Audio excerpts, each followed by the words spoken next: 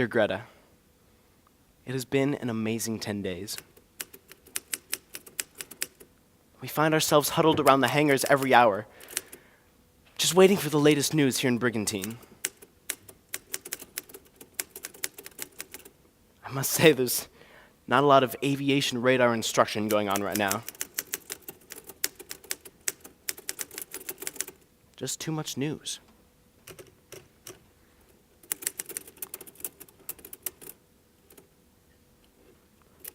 Last week, we heard that as Allied forces were closing in on Milan, Mussolini made a dash for Switzerland. He was trying to escape with a fleeing German anti-aircraft battalion. Well, some Italians captured and executed him. Needless to say, he and a few of his other fascist friends will be hanging around Milan for a while.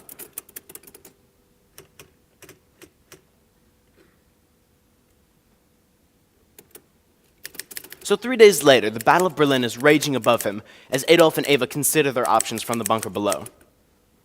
And there's rumors flying everywhere that Adolf killed Eva and then shot himself. Have you heard anything about this?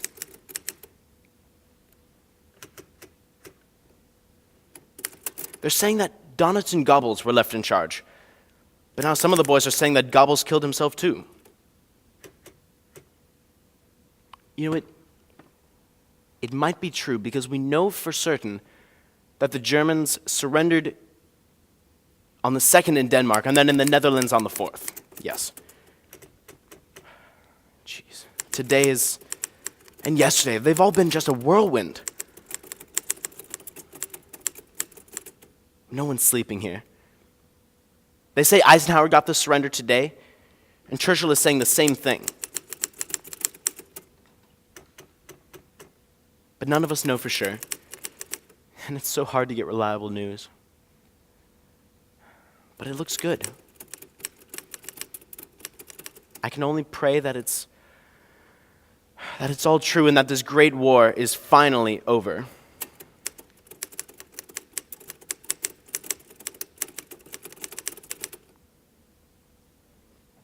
With all my love,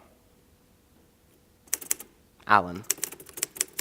U.S. Navy Radarman 2nd Class Alan McKellips was honorably discharged 1 year later.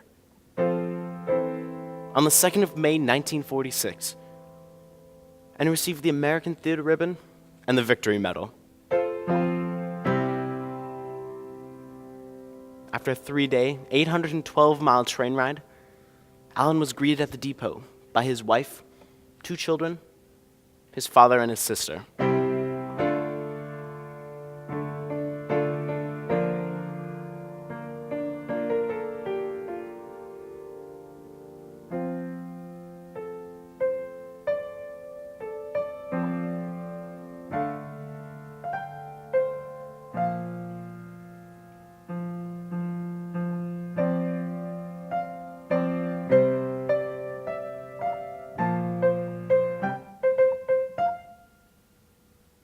From 1919 to 1946, the League of Nations floundered. It never stopped the wars it had hoped to prevent, and the United States never even joined the League.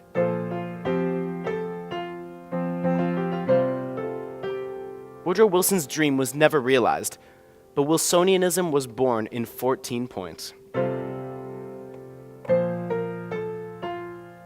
And Wilson believed that if democracy could be spread to all corners of the globe, if capitalism could reach all corners of the world, and if all ethnic groups could have self-determination, and if isolationism and imperialism could be replaced with intervention, then world peace could truly be achieved.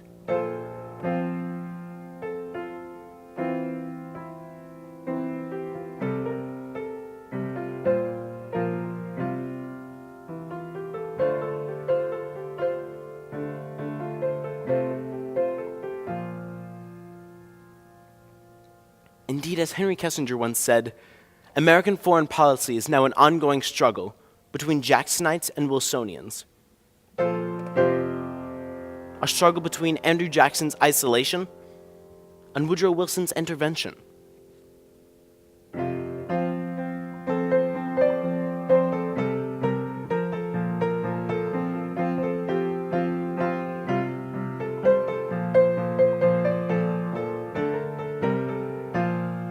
In 1945, thanks to the work of FDR and the Atlantic Charter, the United Nations was formed.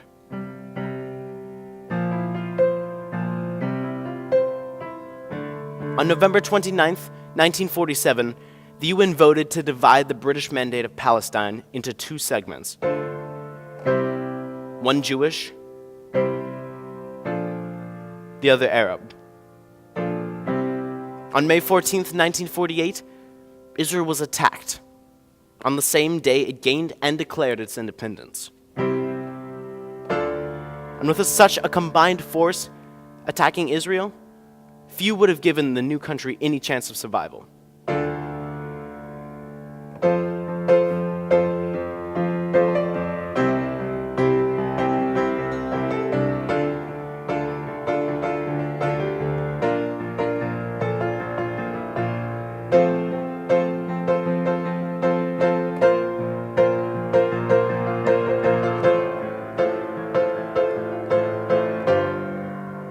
But the fire of liberty burned hot in the belly of Israel. And despite 6 million Jews being murdered in the Nazi Holocaust, Israel was free.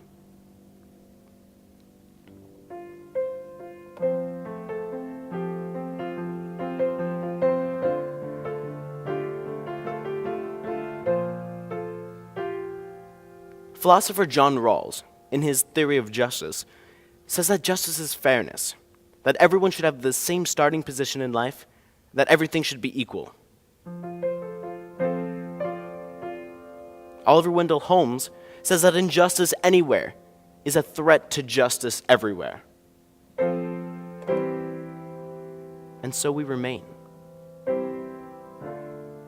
More than 60 years after Israel became a nation, Palestine now struggles to be independent. And terrorism ravages the world in what is arguably traced back to a 1947 decision.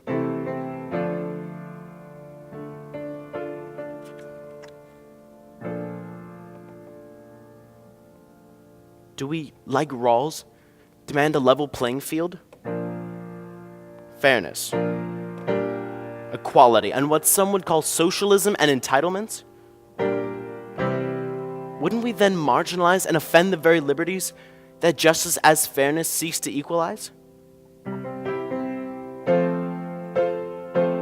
Do we, like Wilson, deliver freedom so that every people can self-determine their own outcomes through democracy and capitalism?